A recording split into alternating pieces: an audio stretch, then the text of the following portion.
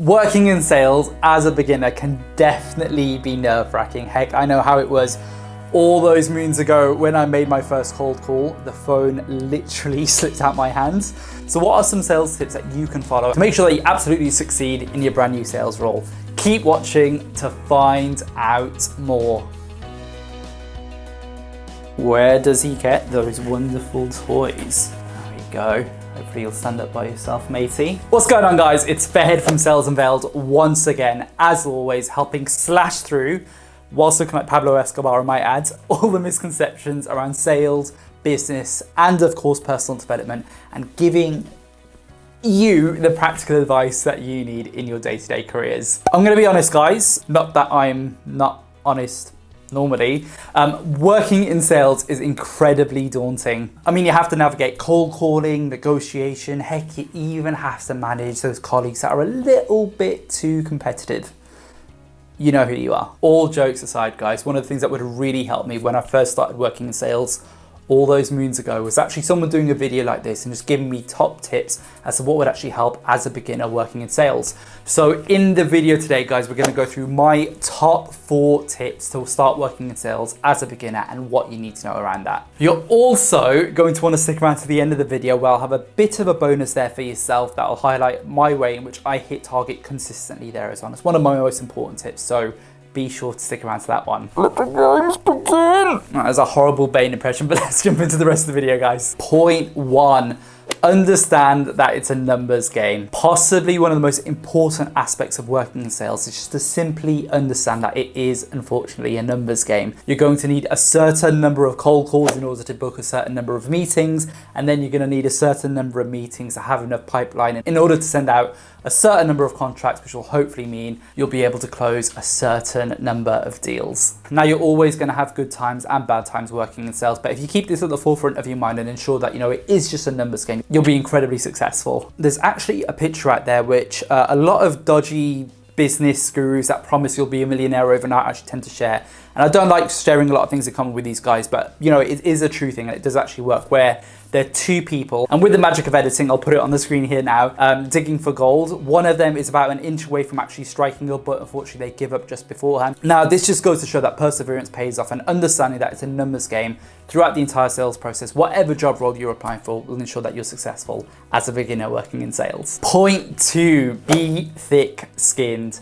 Not a problem if you haven't been to the gym in around about a year or so, guys, right?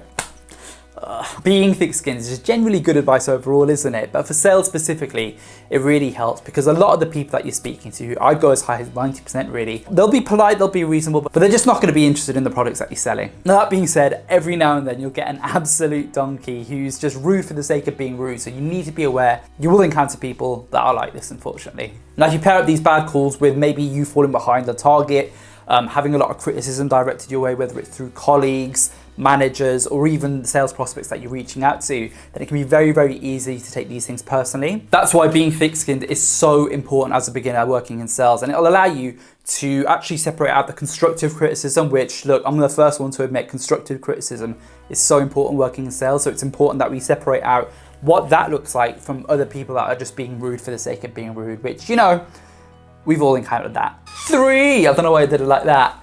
Learn and consistently change.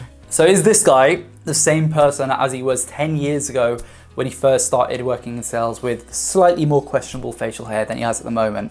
No! With consumers changing, competitors evolving, and brand new salespeople entering the marketplace every single day, it's incredibly important that we focus in and hone in, which is a big word for me to use, on our own personal development, ensuring that we're not left behind. Now, this can be as little as spending 15 minutes a week just focusing in on something sales related, whether it's liking and subscribing to the YouTube channel like this one, where you have loads of fantastic, great content, not only around sales, but business and personal development as well. I'm semi-joking about that point, but it's also important that, you know, you not only watch my YouTube channel, but other YouTube channels out there to get a full breadth of how other people operate within the sales industry. I'd also recommend joining WhatsApp groups, joining podcasts, just to be in the know in terms of what's actually going going on. And I'd also recommend a couple of books there as well. Now, links to both of these will be in the description down below, but Never Split the Difference by Chris Voss, I believe his name is. Yep, fantastic book all around negotiations. And Aaron Ross's book on predictable revenue is really good from a sales management and a sales setup point of view. So if either of you in that situation, have a look at these. Got to put these back now, haven't I?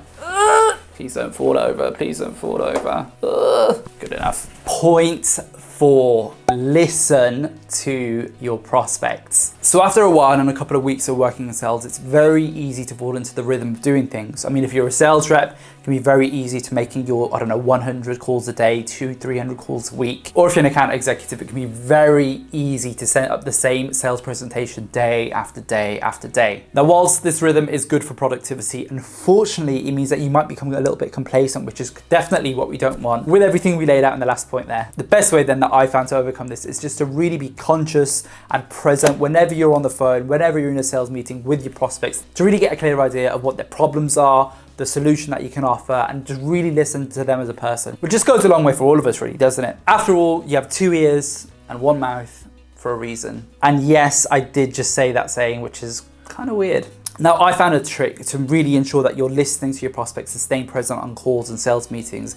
It's just to track the number of times you're overcoming their objections. You see, a lot of the time, when us salespeople hear objections, we kind of run a mile when we know we shouldn't be. So if you're consistently overcoming their objections, or even just challenging their objections, whether it's budget, timing, you know, all the common ones that we always hear, you might be able to uncover further information, or at the very least, get a better understanding of where the organization currently lies. Now, as a beginner, one of the things that I'm sure stuck out to yourself working in sales is the bonuses and the commission that you get. So what better way to emphasize that than by having a bonus at the end of this video? As always, guys, thanks so much for sticking around to the end of the video. So in the bonus today, we're going to go back to the first point in this video where we talked about knowing your numbers. Now, because it is such a numbers game, I thought I'd break down via the magic of Canva and graphics on the screen here how I basically track all my metrics to ensure that I always hit sales target, or as close to as possible, because no one hits 100% of the time, guys, let's be perfectly honest. Let's say then, for example, in a quarter or 3 months or whatever given period, you need to make £100,000 worth of sales, $100,000 worth of sales,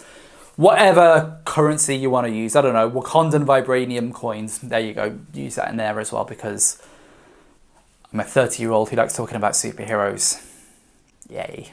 Now, hitting that 100,000 figure might seem a little bit daunting to start off with. However, what we can do is we can work back and break that down. So if we need to hit £100,000 in the quarter, we need to understand that we need to send out around about 20 contracts. So if we're sending out 20 contracts, we'll know that we're probably going to have much more meetings than we will have contracts sent. So let's double that. So if we have 20 contracts sent out, we'll need 40 meetings to take place. Now, if we have 40 meetings taking place, I'm sure that there's going to be some people dropping out on that.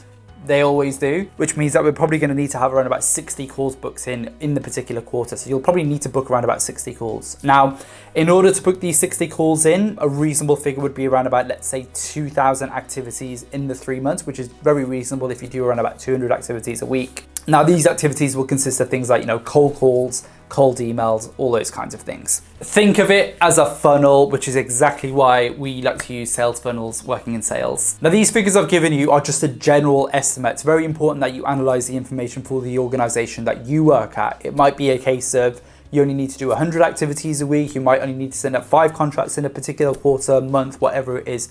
But just take the average of what everyone else in your sales team is doing, usually through, you know, your Salesforce, your Pipedrive, whatever CRM platform you're using there. You'll really make sure that these numbers are as accurate as possible. And if you want, just do exactly what I've done, use the exact same graphic, and you can just take things from there. Guys, thanks so much as always for checking out another one of the videos.